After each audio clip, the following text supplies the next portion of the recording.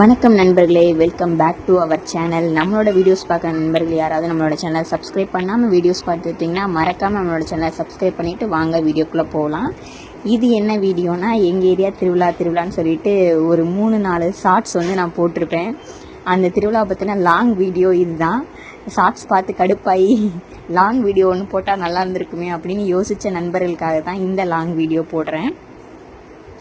நான் வந்து ஒரு வில்லேஜ் பொண்ணு தான். அதாவது என்னோட சின்ன வயசில் நான் வில்லேஜில் இருந்திருக்கேன். இப்போ நான் சிட்டி லைஃப்பில் வாழ்ந்துக்கிட்டு இருக்க பொண்ணு. என்னதான் இருந்தாலும் நம்ம சிட்டியில் திருவிழா செலிப்ரேட் பண்ணுறதுக்கும் வில்லேஜில் திருவிழா செலிப்ரேட் பண்ணுறதுக்கும் வேறு மாதிரி இருக்கும் இல்லையா? அந்த மாதிரி ஒரு ஃபீல் தான் இருந்துச்சு. நான் கல்யாணம் பண்ணி வந்து 3 வருஷம் ஆயிடுச்சு. இந்த ஏரியாவுக்கு நான் கல்யாணம் பண்ணி வந்து 3 வருஷம் ஆயிடுச்சு. இப்போ தான் ஃபஸ்ட் வருஷம். அதாவது நான் நான் கல்யாணம் பண்ண டைமில் வந்து கோவில் திருவிழாலாம் நடக்கலை.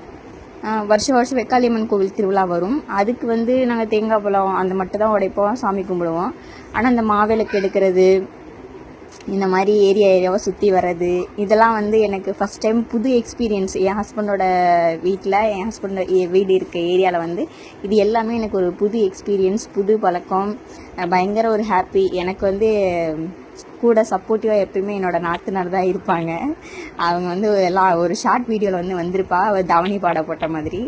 எப்பயுமே தீபா கூட தான் நான் சுற்றிக்கிட்டு இருப்பேன். இந்த ஏரியாவில் ஏதாவது வாங்க போனா இருந்தாலும் சரி, கொஞ்சம் ஃப்ரெண்ட்ஸ் அதிகம் இந்த ஏரியாவில். அதனால கொஞ்சம் வெளியிலலாம் வரதுக்கு யோசிப்பேன். அப்பப்போ வெளியில் வரதுக்குலாம் யோசிப்பேன். ஆனால் இந்த மாவிளக்கப்போ ஜாலியாக கிளம்பிட்டு பாப்பாவை தூக்கிட்டு செம்ம ஃபன்னாக வைபாக போச்சு. மாவிளக்குனால எல்லோரும் பேசிட்டு சிரிச்சுக்கிட்டு. ஆனால் எல்லோரும் என்ன ஃபோனு, அதுக்கப்புறம் இந்த ட்ரம் செட்லாம் வச்சுருந்தாங்க, அதெல்லாம் வாசிக்கும் போது டான்ஸ்லாம் ஆடிட்டு, பசங்க பொண்ணுங்கள்லாம் டான்ஸ் ஆடிட்டு பயங்கர வைபாக போச்சு.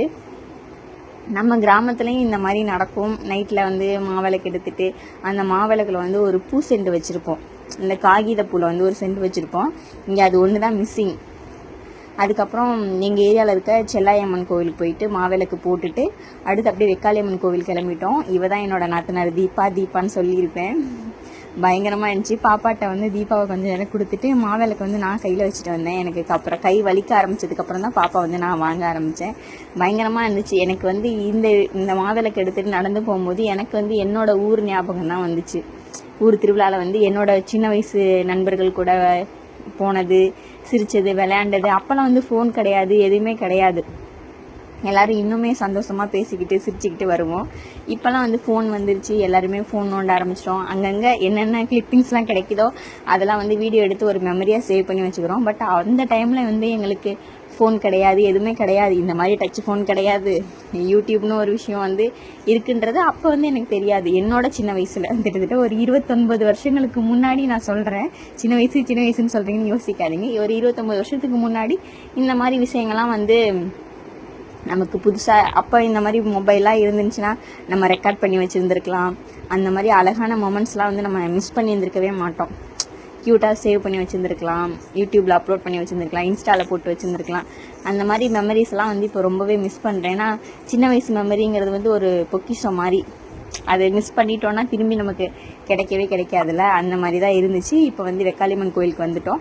வெக்காளியம்மன் கோயிலுக்கு வந்துட்டு நட சாத்த போகிற நேரத்தில் நாங்கள் எல்லோரும் வந்தோம். பின்னாடி கதவை அடைச்சிட்டாங்க. முன்னாடி கதவு வழியாக வந்துட்டு அதுக்கப்புறம் அவசரமாக எல்லோரும் தேங்காய் வாழைப்பழம்லாம் உடச்சிட்டு மாவிளக்கு போட்டுட்டு திருப்பி ரிட்டன் அப்படியே வந்து எல்லோரும் கிளம்பிட்டோம். கொஞ்சம் கேர்ள்ஸ்லாம் வந்து டான்ஸ் ஆடினாங்க, அதெல்லாம் பார்த்தோம். சூப்பராக இருந்துச்சு. போகிற வழியில் டான்ஸ்லாம் ஆடி பயங்கரமான வான வேடிக்கை டம்மு வெடிச்சுக்கிட்டே இருந்தாங்க. இந்த வான வேடிக்கை வந்து என் பொண்ணுக்கு அவ்வளோ பிடிச்சிருந்துச்சு. அப்புறம் அங்கெல்லாம் நடந்து முடிச்சு கடைசியாக ஏரியாவுக்கு வந்து இந்த நிகழ்ச்சியை இதோட முடிச்சுக்கோண்டா அப்படின்ற மாதிரி பயங்கரமாக பாய்ஸ் அண்ட் கேர்ள்ஸ்லாம் வந்து டான்ஸ் ஆட ஆரம்பிச்சிட்டாங்க. இந்த பார்க்கும்போது வந்து எனக்கு என்னோடய காலேஜ் ஞாபகம் தான் வந்துச்சு. காலேஜில் கல்ச்சுரல்ஸ் நடக்கும்போது பசங்க பொண்ணுங்க எல்லாமே கிரவுண்டில் டான்ஸ் ஆடிருக்கோம். அந்த ஞாபகங்கள் வந்துச்சு. அதே மாதிரி என்னோடய ஊர் ஞாபகம் வந்துச்சு. நம்ம எப்பயுமே ஆடியன்ஸாக தான் இருந்திருக்கோம். இந்த இறங்கி பர்ஃபார்மன்ஸ் பண்ணுறது அந்த மாதிரி விஷயங்கள்லாம் வந்து என்றைக்குமே நமக்கு சுட்டு போட்டாலும் வராது. நம்ம வந்து டான்ஸ் ஆடுறவங்கள பார்த்து ஆஹா சூப்பராக டான்ஸ் ஆடுறாங்களே அப்படின்னு சொல்லி எப்பயுமே இந்த கை தட்டுறது, கிளாப் பண்ணுறது, இந்த மாதிரி விஷயங்கள்லாம் பார்த்துட்டு போய் என் ஹஸ்பண்ட் வந்து டான்ஸ் ஆடுவார்னு எக்ஸ்பெக்ட் பண்ணேன். ஆனால் அவர் டான்ஸ் ஆடி